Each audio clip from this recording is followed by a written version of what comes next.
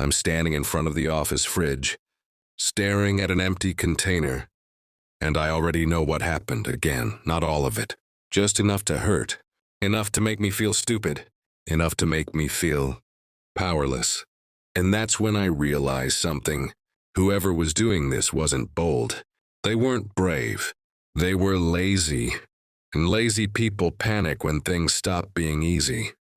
If you've ever had someone cross a boundary so small that nobody took it seriously, but so constant that it slowly drove you insane, you're going to love this one. Hit like, subscribe, and settle in, because this is one of the quietest, pettiest, and most satisfying office revenge stories you'll hear today. This happened at a small office. Nothing dramatic on paper. No shouting matches. No screaming HR meetings. Just one shared fridge, one shared microwave, and a rule everyone understood without it ever being written down. You do not touch food that isn't yours. And yet somehow someone did. At first it was subtle. The kind of thing that makes you question yourself before you accuse anyone else. I'd opened my container and noticed something was off. The chicken was still there, but less of it. The rice was fluffed like it had been stirred. The sauce, the best part. The part I actually looked forward to, was suddenly half gone. Not empty. Not obvious. Just diminished. And the container would be placed back in the fridge like nothing happened. Lid closed. Label still on. Like someone thought they were clever enough to erase their own crime by pretending it never happened. I remember the first time it happened, I laughed it off. Literally laughed. I told myself maybe I misremembered how much I packed. Maybe I ate more the night before than I thought. Maybe I was just tired. But then it happened again, and again. And then I noticed something that made my stomach sink in a very specific way. It was always my food. Not always on the same day. Not always in the same pattern. But always mine. Other people complained too, sure. Someone mentioned their yogurt went missing. Another person said their leftovers looked picked at. But mine was the consistent target. And I knew why. I cooked real meals. Warm food, spices, sauces. Things that smelled good the second you cracked the lid. I wasn't just bringing lunch. I was bringing temptation. Management sent the email, of course. That polite, passive-aggressive office email everyone pretends works. Please label your food. Please respect shared spaces. Please be considerate of your co-workers. As if someone who steals food in secret is suddenly going to have a moral awakening because of a mass email. The stealing didn't stop. What did change was how it made me feel. There's a special kind of humiliation that comes from being stolen from in a shared space. You don't get to confront anyone. You don't get closure. You don't even get anger, not properly. You just stand there holding your container, doing mental math about calories and hunger, and whether you can stretch what's left until dinner. And the worst part? Everyone treats it like it's not a big deal. It's just food. At least they didn't take the whole thing. Someone must really like your cooking. I smiled. I nodded. I laughed along. Inside, something else was happening. Every missing bite felt like disrespect. Like someone saying, I can take from you and you won't do anything about it. It wasn't about hunger anymore. It was about being targeted, being tested, being seen as the easiest option.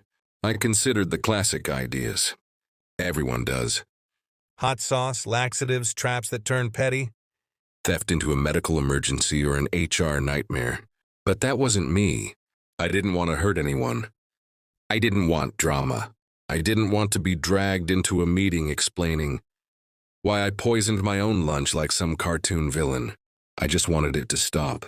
And then one afternoon, while washing tiny sauce containers at home, I had a thought that made me pause. Not a loud thought. Not an angry one. A quiet one. What if I didn't make my lunch dangerous? What if I made it inconvenient? 'Cause here's the thing about thieves like this. They're not hungry enough to be desperate. They're not bold enough to take everything. They're opportunists. They thrive on ease, on low risk, on quick wins. And I realized something else too. If they had to work for it, even a little, they wouldn't touch it at all. That's when the plan started forming. Not revenge yet. Not satisfaction. Just a small, petty experiment. One that would tell me exactly who I was dealing with. The next morning, my lunch didn't go into one container. It went into 7. Tiny ones. Sauce-sized condiment containers. The kind you'd expect to see holding ketchup or salad dressing. Not an entire meal. Rice in one. Chicken in another. Vegetables in a third. Sauce split into 2 separate containers just to be extra annoying. Then I taped them together, carefully, neatly, like a brick. And before I put it in the fridge, I wrote one sentence on top, clear, calm, polite. If you open this, you have to retape it the same way. I closed the fridge door and walked away, heart beating just a little faster than normal. Because for the first time in weeks, I wasn't waiting to be stolen from. I was waiting to see what would happen when stealing stopped being easy. The next day, I didn't rush to the fridge. That was the first change.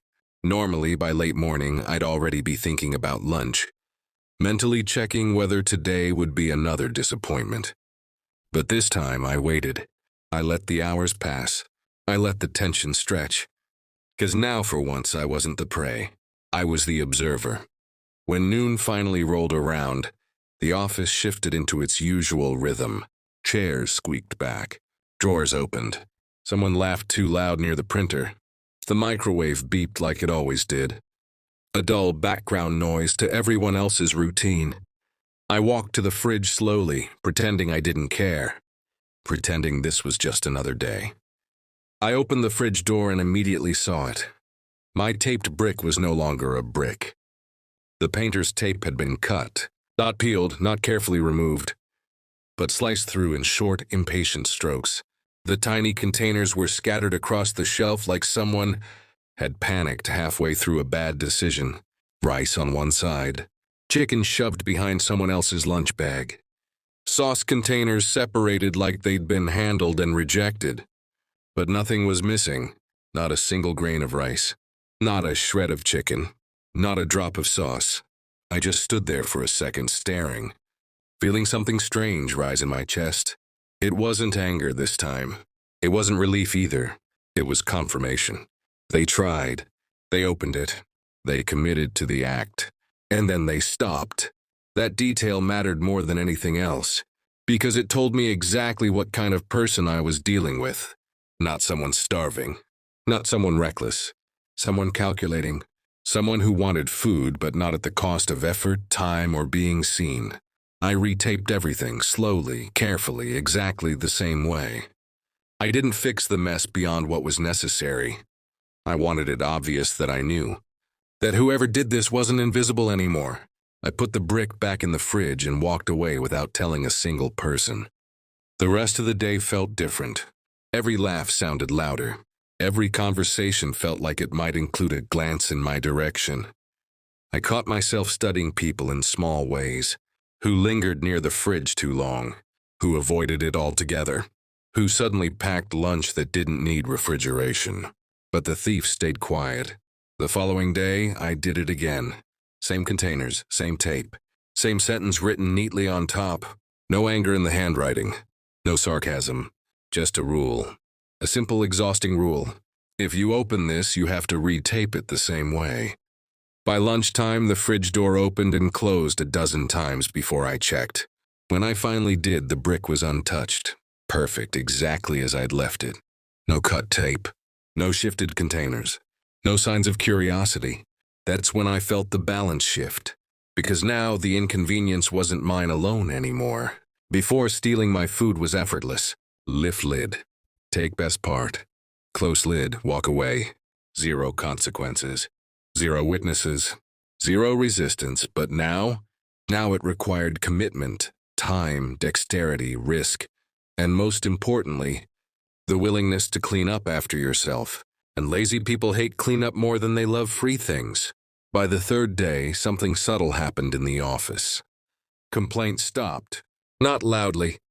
Not officially. Just quietly. No more, "Has anyone seen my leftovers?" No more jokes about a fridge ghost. The problem didn't get solved. It got abandoned. I kept watching. I kept packing my lunch the same way. Tiny containers. Taped brick, clear instruction. Every single day. By the end of the week, my food wasn't just untouched. It was invisible. Other lunches shifted around it. People stacked things on top of it. Someone even moved the shelf rather than disturb the brick. It became a physical inconvenience everyone worked around. And that's when I realized the thief had made a decision. They didn't stop because they felt bad. They didn't stop because they got scared. They stopped because I made myself no longer worth the effort. That realization was deeply satisfying in a quiet, almost unsettling way. 'Cause it wasn't about winning loudly. It was about reclaiming control without anyone even knowing a battle had been fought. But the best part? I never had to accuse anyone. I never had to explain myself. I never had to escalate. All I did was change the math. And somewhere in that office, someone opened the fridge, saw my lunch and thought, not worth it. That was the moment I knew the war was already over. They just hadn't admitted it yet. By the start of the second week, something had fundamentally changed in that office. And almost nobody noticed it happening. That's the funny thing about power shifts. They rarely announce themselves. They just settle, like dust, like gravity. Like a rule everyone suddenly follows without remembering who made it.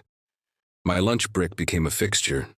It lived on the same shelf every day, taped neatly, labeled clearly, sitting there like a challenge no one wanted to accept. People didn't joke about it. They didn't comment on it. They just adjusted around it. That silence told me everything. Because the thief didn't disappear, they adapted. I could feel it in the room. In the way certain people stopped making eye contact when the fridge door opened. In the way conversations paused for half a second when someone mentioned leftovers.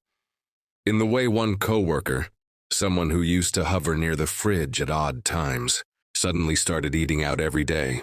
Same bag from the same cafe, same routine. No leftovers, no temptation. That's when it clicked for me. This wasn't about hunger. It never had been. This was about convenience and entitlement, about taking because it was easy and because nobody pushed back. And now pushing back didn't require confrontation. It didn't require proof. It didn't require anger.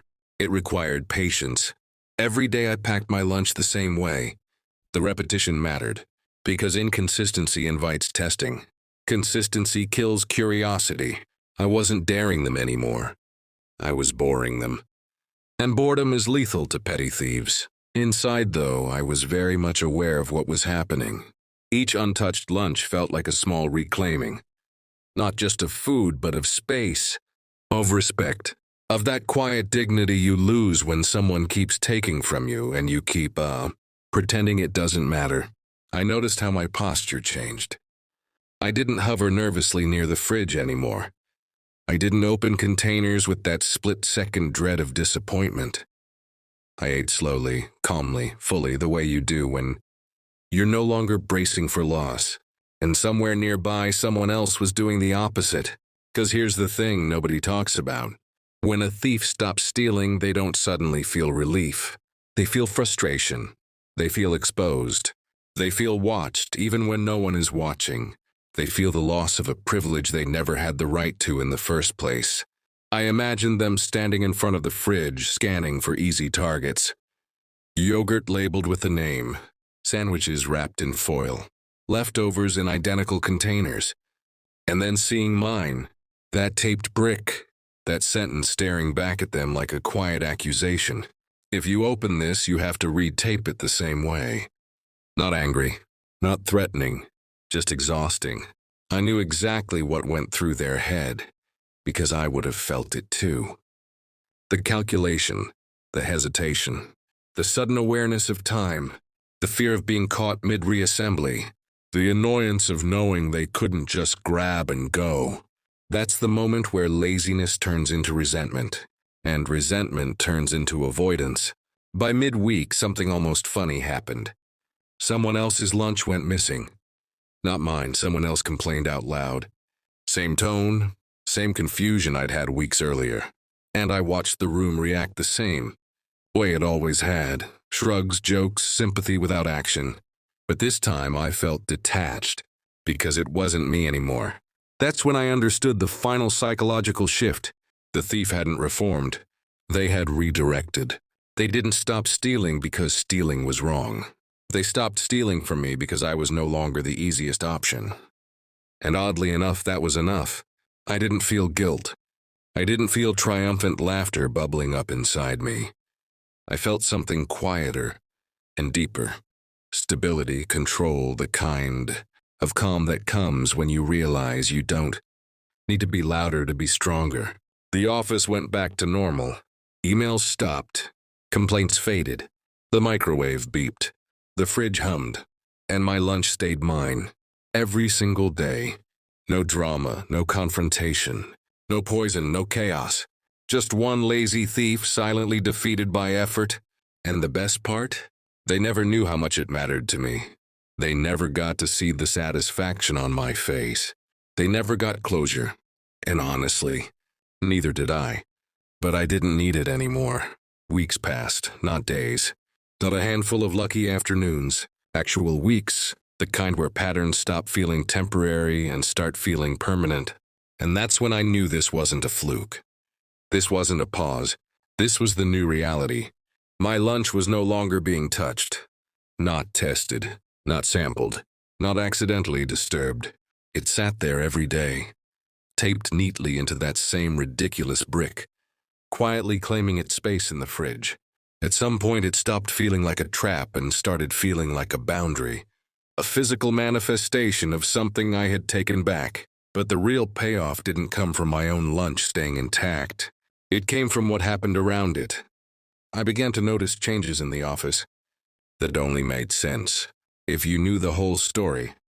The fridge was opening less often during odd hours.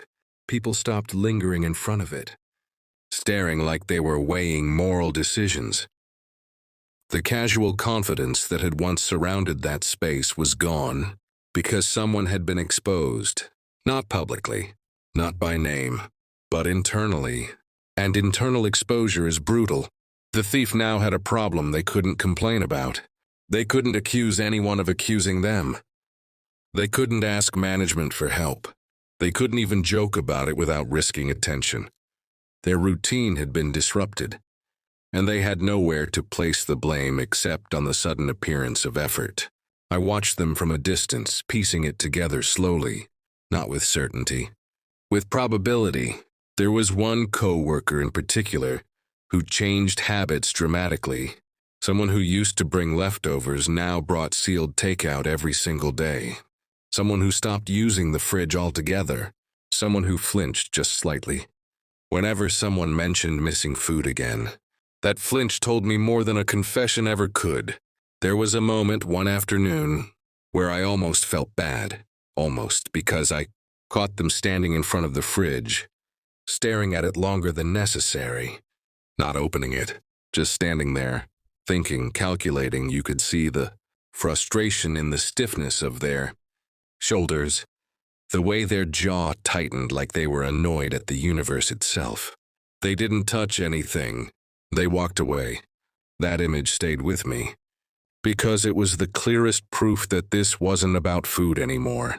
This was about access, about entitlement being revoked without warning, about realizing that the world no longer bends slightly in your favor.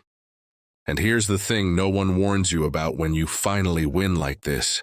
It doesn't come with fireworks. There's no applause, no satisfying confrontation where the villain admits defeat.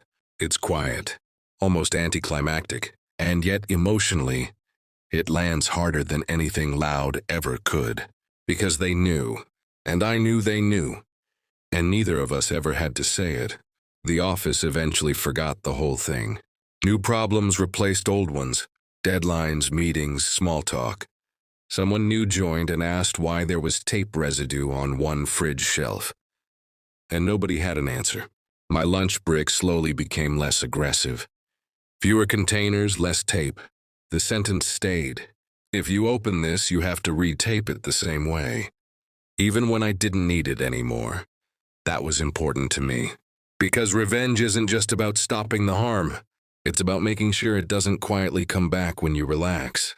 And the thief never tested it again, not once. I had changed the rules of engagement without ever declaring a war. I had removed myself from the list of easy targets, and in doing so, I learned something unsettling but empowering. Most people who cross boundaries aren't malicious. They're opportunistic. They don't push because they hate you. They push because you let them, even unintentionally. And the moment pushing back costs them energy, time, or discomfort, they retreat. Not because they've grown, but because they're tired. And that's when I felt the real emotional release.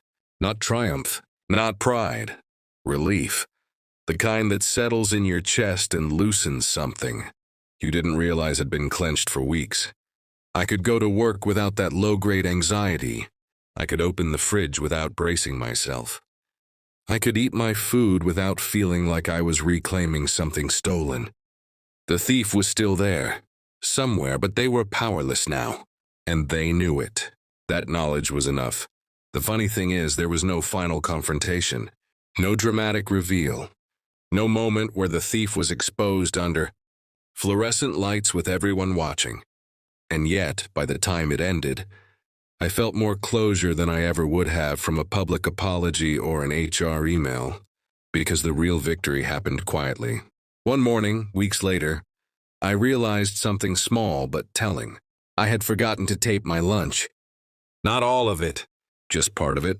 2 containers instead of 6. No brick, no warning sentence on top. And nothing happened. My food was still there at lunchtime, untouched, unbothered, exactly as I left it. That's when it hit me. The behavior hadn't just stopped. It had been corrected. The thief didn't need reminders anymore. They didn't need deterrence.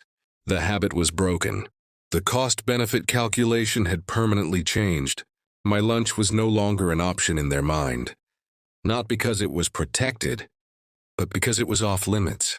And that's the cleanest form of revenge there is. I didn't poison anyone. I didn't embarrass anyone. I didn't force management into awkward meetings or turn the office into a courtroom. I simply made stealing from me inconvenient enough that it lost its appeal. I let laziness defeat entitlement. The emotional payoff came in waves after that. Subtle ones. The confidence of opening the fridge without dread. The calm of eating without resentment. The knowledge that I had solved a problem on my own terms, without becoming someone I didn't like. That matters more than people realize, because it's easy to fantasize about revenge that explodes. It's harder and more powerful to choose revenge that reshapes behavior without collateral damage. The kind that restores balance instead of escalating chaos. Looking back, I understand why this bothered me so much in the first place. It wasn't about calories. It wasn't about money. It was about being treated as invisible, as someone whose boundaries could be tested repeatedly because nobody expected resistance. And the moment I introduced resistance, not aggression, not threats, just effort, the entire dynamic collapsed. That taught me something I still carry with me. You don't always need to be louder to be respected. You don't always need to accuse or expose. Sometimes, all you have to do is stop being convenient to disrespect. The thief moved on. Maybe they still steal lunches somewhere else. Maybe they learned nothing except to avoid effort. But in my world, in my space, it ended completely. And that was enough. So if you're listening to this and thinking about that one person who keeps taking advantage of you in small, deniable ways, remember this story. Remember that boundaries don't always need confrontation. Sometimes they just need friction. Because lazy people hate friction. And when stealing stops being easy, it stops altogether. If this story made you smile, or if you've ever dealt with a quiet injustice that nobody else seemed to care about, hit that like button, subscribe for more real, satisfying revenge stories that prove you don't need to be cruel to win. And tell me in the comments, what's the smartest, pettiest revenge you've ever seen or pulled off yourself?